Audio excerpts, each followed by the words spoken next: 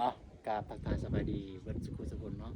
เพราะว่าอยู่ภายในหรือต่างประเทศยินดีต้อนรับเข้าสู่2เบาตูนแซนแนลพี่น้องเอ้ยคลิปนี้ก็บ่มีหยังหลายพี่น้องเอ้ยโอเคมาส่งไอ้บ่าวเตียงทองกับน้องเมฆพี่น้องกลับมากับบ่าวเจ็บพี่น้องเอ้ยบ่าวเจ็บสวัสดีเพราะว่าเมื่อคืนนี้เพิ่นก็มาพักอยู่บอนที่บ่าวตูนเฮ็ดเวียกพี่น้องเอ้ยก็เพิ่นมาพักอยู่เพิ่นมาได้มาเราไต่กันประมาณอยู่10กว่ามื้อนะ10กว่ามื้อแต่ว่าเพิ่นก็มีภารกิจอยู่บ้านพี่น้องเอ้ยเพิ่นก็สิมาบ้านเพิ่นว่าสิมาทั้งมื้อนี้แหละแต่ว่าเฮาแล้วก็ทีมงานก็ว่าสิมาอำลาเพิ่นไปส่งเพิ่นนะก็คล้ายๆคือว่าเป็นมื้อสุดท้ายซั่นซะมื้อจากลากันแต่บ่รู้ว่ามื้อใดอีกเพิ่นจะได้มาอีกเนาะแต่ว่ามื้อใดแต่ว่าสิพาไปหาเราเลยพี่น้องเอ้ยพี่น้องเอ้ยไอ้บ่าวเตียงทองแล้วก็ทีมงานก็นั่งอยู่พุ่นแล้วพี่น้องไปขับไปตักทานเลยขับไปถ่ายเลยพี่น้องเอ้ย ก็อยากให้จับไปใส่แล้ว สบายดีสบายดี สบายดีน้องเนี่ยสบายดีทีมงานเนาะ ไม่ก็สิวางไว้อยู่บนนี้เลยให้มันติดได้ยินเยอะรู้สึกได้ยินเยอะ ไม่จริงเนาะวัดอยู่จัง ได้อยู่ ได้อยู่ ได้อยู่กลับบ้านเด้อวันนี้เด้อน้องเด้อสิกลับหรือว่าด้วยกลับบ้านแล้วมาพักผ่อนละนอนดูพี่น้องเมียละมาโดนประมาณเท่าไรล่ะ12 มื้อ13 มื้อจะสิว่าจังได๋ล่ะที่ให้อยู่ต่อก็บ่ได้แล้ว บ่เจ็บมียังสิถามอายเพิ่นว่าจักสิถามนั่นมีแต่ว่าอยากให้อายมาคือเก่านะมาอยู่เมื่อเก็บงานเก็บการอยู่พุ่นก่อนเด็กๆจังหน่อยก็กลับมาใหม่เนาะมาอยู่ดอกกลับไปกลับมานี่แหละพออยู่พุ่นก็มีงานเด้อยู่พุ่นก็มีงานอยู่ที่ก็มีงานเมื่อก็มาใหม่เที่ยวไปเที่ยวมานี่แหละพอบ่ว่ากับเจ้าก็ไปดินน้ำอยากไปอยู่ก็มันแต่ถ้าหัวหน้าทีมงานนั่นแหละทีมงานทางสายใต้นั่นแหละรถเพิ่นมาแล้วว่าก็แขกมาพี่น้องเอ้ยฝรั่งมาพี่น้องแขกอยู่แฮมหลายพี่น้องเอ้ยประมาณบ่าย2นั่นแหละพี่น้องแขกมาเต็มมาตลอดเนาะมาเว้าเรื่องเราเต็มต่อพี่น้องเอ้ยเมื่อกี้นี่ก็เว้านำแขกเพิ่นมาเอาห้องพี่น้องหลังจากว่าน้ำแขกแล้วก็กลับมาเว้าเรื่องไอ้บ่าวเตียงทองแล้วก็น้องเมฆแล้วก็ทีมงานต่อพี่น้องเอ้ยไอ้บ่าวเตียงทองเพิ่นสิกลับแล้วพี่น้องสิกลับป่าแล้วสิกลับป่าแล้วเป็นห่วงเด้เป็นห่วง FC เป็นห่วง FC เราสิกลับไปคือกันแม่น FC สิเมื่อนำ สิเมื่อนำไอ้ตัวเมื่อนำไอ้เตียงทองตายแล้วเฮ็ดอันใดเนาะบ่ให้ FC เมื่อให้บ่าวเตียงทองเว้าเลยขอเพิ่นนั่นแหละเพิ่นอยู่นำขอนะเด้อ FC บ่าวเตียงทองบ่อยากให้กลับไปนั่นแหละมีแต่ว่ามาให้กำลังใจแม่นๆๆเพิ่นก็อยากให้กำลังใจทางนี้ก็อยากให้กำลังใจคือกันเพิ่นมาได้เด้บ่อยากก็คือไปทำมาก็ได้ FC นี่บ่อยากอยู่นำเบาตูนก็อยู่นำไอ้นุ่งบ่เฮาเจ็บบ่ก็ได้คือกันเฮาทีมงานเดียวกันพี่น้องเอ้ยบ่แม่นผู้เดียวเนาะอยู่กันเบิดอยากพา FC เบิดอยู่นำกันพี่น้องผลงานก็เฮากับประสานงานต่อทางบ่าวเตียงทองเพิ่นมอบให้แม่นๆๆเนาะเรื่องกันอยากให้มันสำเร็จเนาะเพื่อว่าเพื่อเป็นภารกิจแรกที่เฮาได้รับจาก FC เพิ่นและผู้ใหญ่ใจดีพี่น้องเอ้ยเนาะที่เพิ่นมอบให้เฮาน้องก็อยากบอกหน่อยนึง บอกจากใจเลยใช่ก็คำว่าอวยพรในคำอวยพรมันก็แค่คำอวยพรนั่นแหละมันมันบ่ถึงกันมันบ่สำคัญกับคำเว้าที่เว้าตรงแล้วก็เว้าจากใจอะไรจากความรู้สึกแม่นบางเทื่อน้องอวยพรแต่ว่าน้องแค่มันแค่คำอวยพรแต่ว่าจากความรู้สึกบ่มีก็มีนะแล้วนั้น คือจังใดก็ขอบอกขอบใจอ้ายแล้วก็น้องเมฆที่มา คือ ก็คือน้องเนี่ยก็คือน้องเคยเล่าให้เบาเจฟังแล้วก็ให้น้องฟังว่าที่ตัดสินใจเฮ็ด YouTube เนี่ยย้อนไอายเตียงท้องนะคือคันไอายเตียงจือมือที่ไอายมาพักอยู่นี้แล้วก็ตอนไอายออกตอนเช้าอ่ะนะไอายกับน้องเมฆออกแล้วก็มีครอบครัวหยังนะ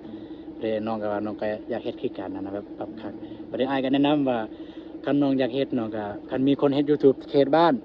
น้องก็ลองไปถามพวกนั้นให้พวกนั้นเนี่ยละไปขอคำแนะนำให้พวกนั้นสร้างให้นั่นนะน้องก็เลยตั้งใจเลยอยากเฮ็ดคือกันประเดี๋ยวโดยความว่าเฮากับน้องเบาตูนเองกับเบาเจ็บที่แบบเฮาก็เป็นแบบหมู่กันอยู่นํกันนะก็เลยได้โทรถามว่า เฮ้ยสร้างให้แหน่สร้างซองให้แหน่พอดีเพิ่นก็แบบตอนนั้นก็ไปเลาะถ่ายเลาะนั่นเลาะนี่แบบไปถ่ายคลิปก่อนจึงสร้างซองบ่โดนดอกโอเคกันสั่นก็ไปตัดสินใจเมื่อก็ลืมวันนี้เมื่อก็ลืมหมดแล้วเมื่อก็ลืมเลยมาแต่หันมากก็ลงคลิปก็ลงเรื่อยๆคนเบิ่งก็1คน2คนหมด 3-4 คนก็มีประเดี๋ยวแล้วมาเจอไอ้บ่าวอนงตลาดมาเจอครั้งแรกชื่อว่าไปถ่ายไฟเนาะไปถ่ายพุทธิคังพุทธิคังอยู่บ้านวางแม่นไปนำกันแล้วก็กินเฟยหั่นกินเฟยก็เลยรู้สึกว่าถึกใจเด้เนาะด้วยความว่าเฮากับมาสายเดียวนะแบบสายบุญสายเดียวนะคือว่าถึกใจแต่ว่าจะแบบเข้ากันนะก็เลยคิดในใจว่ายังมีหอบหน้าอีกนะด้วยความว่าเฮาก็เฮ็ดเวียกอยู่นี่ ก็บ่ค่อยมีเวลาได้ไปมาแต่ซองคนนั้นแหละไปแต่ก็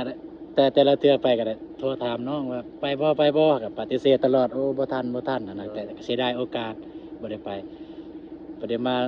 มาฮอบนี้อีกประเดี๋ยวอาจจะทองมาน้องก็เลยตัดสินใจแบบตัดสินใจเขาเอิ้นว่าตัดสินใจแบบในชีวิตนะ ตัดสินใจคือชีวิตในบันไดคือ ฝากความหวังหน่อยเนาะ แม่นถ้าเบาตูนอยากมีเงินใส่ก็บ่แม่นว่าหลายก็ซ้ำแบบเติมน้ำมันรถเบาตูนต้องเฮ็ดเวียกประจำบ่ต้องขาดคือตัดเงินเลยแต่ถ้าเบาตูนอยากมีเงินหลายกว่านี้เบาตูนต้องต้องเปิดเคินว่าหยังนะเปิดช่องทางนะเปิดช่องทางให้ตัวเองนะก็เลยมีช่องทาง YouTube นั่นแหละคิดว่าอยากไปนะอยากไปกับช่องทาง YouTube นี้ก็เลยได้ตัดสินใจไปกับตัดใจขาดแล้วก็ไปกับทีมงานแมนก็เลยตัดไปกับหมดเลยนะสิเว้าพูดสิเว้า ก็เลยตัดสินใจไปนะมื้อนี้ แมน แต่คิดว่าความคิดของน้องมันสิ่งที่ไปเฮ็ด YouTube นี่อยากได้หยังจาก YouTube สิ่งที่เฮ็ดใน YouTube เนี่ยคือน้องอยากเฮ็ดเนี่ยตอนแรกๆเนี่ยน้องก็รู้สึกว่าบ่แม่นอยากเฮ็ด YouTube ได้อยากช่วยเหลือคน อันที่สำคัญเลยอยากช่วยเหลือคนด้วยความว่าเป็นคนดังเดิมแล้วก็เป็นคนมักช่วยเหลืออยู่แล้วนะมักช่วยเหลืออยู่แล้วแต่ว่าก็มีหลายๆคนก็แนะนำว่าพวกเจ้าคือเบาเจ็บคือกันเป็นคนมักช่วยเหลือก็มีคนแบบมาแนะนำว่าพวกเจ้ามักช่วยเหลือแนวนี้เขาบ่เห็นดอกเจ้าคือบ่ถ่ายเลยเป็นคลิปเป็นวิดีโออหย่างนะให้เขาเห็นเขาก็เลยตัดสินใจถ่ายก็ดีคือกันแต่ด้วยความว่าเขาก็บ่ฮู้ว่า YouTube มันสามารถสร้างรายได้ดอกหาก็มาฮู้ก็อันนี้ตรงๆหามาฮู้แบบรายได้แท้ๆเนี่ยช่วงประมาณ 2-3 ปีหลังนี้หามาฮู้แท้ๆนะนั่นก็คือคันว่าอยากได้จาก YouTube มันยังอันนี้เว้าตรงๆเลยนะเว้าตรงๆเลย บ่ได้เว้าแบบเข้าข้างตัวเองก็คือเห็นแก่ตัวเลยอยู่ได้เงินอีหลีได้เงินด้วยความว่าจากการที่เฮาเฮ็ดเรียกประจำเฮาก็บ่ได้ก็เพิ่นจ้างรายแล้ว แต่ว่าความต้องการของเฮายังบ่พอซั่นซะนะใส่ใจร้าย แม่นใส่ใจหลายนั่นน่ะนะท่านก็เลยอยากได้นั่น ทางจะได้เพิ่มอีกทางหนึงเนาะ แม่น ช่วยเหลือสังคม แม่นอยากช่วยเหลือสังคมหลักๆเนี่ยนั่น คำว่ามันมีคำว่าเรื่องสายบุญเนาะที่เราให้ฟังว่ามันมีสองแบบมันมีสองกรณีนะคือแบบว่าถ้าว่าใจเฮาอยากเฮ็ดบุญใจเฮาอยากช่วยคนหลักๆเลยคือตั้งใจมาก่อนเลยว่าอยากช่วยคน เด้อ บางคล้ายๆคือจิตอาสานี่นะคือกู้ภัยคือหยังนะ โดย เขาไปช่วยคนก็บ่มีเงินเดือนนะแต่ว่าใจอยากช่วย โดย แต่ว่าเขาตั้งใจมาแบบนั้นนะเขาสิอยู่ได้โดน โดย ถ้าเขาตั้งใจมาว่าอยากได้เงินน่ะถ้าเขาไปรายเดือนเป็นอันนี้ไปเนี่ยมันบ่ได้เงินนะเขาสิท้อถ้าเขาว่าตั้งใจว่าจะช่วยคน แต่ว่าเงินกับส่วนหนึ่งก็อยากได้อยู่แล้วบ่มีไผบ่อยากได้เงินแต่ว่าอันประเด็นหลักๆก็คืออยากช่วยคนอยากช่วยเหลือสังคมแต่มันสิอยู่ได้ยาวหั้นน่ะ โดยได้บ่ได้ก็เฮาก็ไปต่อเลยถึงว่าเฮาเมื่อยเฮาก็พักมื้อหน้าเฮาก็ไปอีกช่วงใดเฮาบ่มีเงินเติมน้ำมันเฮาก็พักมื้อเฮาเอามีเฮาก็ไปอีกแต่ว่าถ้าเฮามุ่งแต่ว่าสมมุติว่ามันมีหลายคนที่ว่าจะบ่สนใจอะไรในเรื่องอื่นนะจะทายหยังก็ทายก็จะว่าได้เงินเข้ากระเป๋าแล้วพอแล้วแบบนั้นมันสิไปได้บ่ยาวมื้อใดมื้อหนึงเจ้าทายมันจะมื้อใดช่วงวิวขึ้นวิวลง แม่น ช่วงมันได้ช่วงบ่ได้บัดช่วงเจ้าบ่ได้เจ้าก็สิโทษไปจากเลิก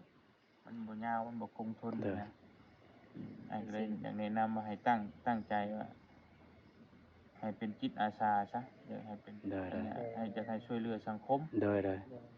แต่ตัวเงินน่ะเป็นผลพลอยได้ตามมา โดย เฮาอยากบ่อยากมันก็ได้ดอกอันนั้นตัวนั้นน่ะ ถ้ามีคนเบิ่งน่ะมันก็ได้คือเก่าแต่ว่าเฮาอยากแหละเฮาอยากได้เงินแต่ว่าคนบ่เบิ่งก็บ่ได้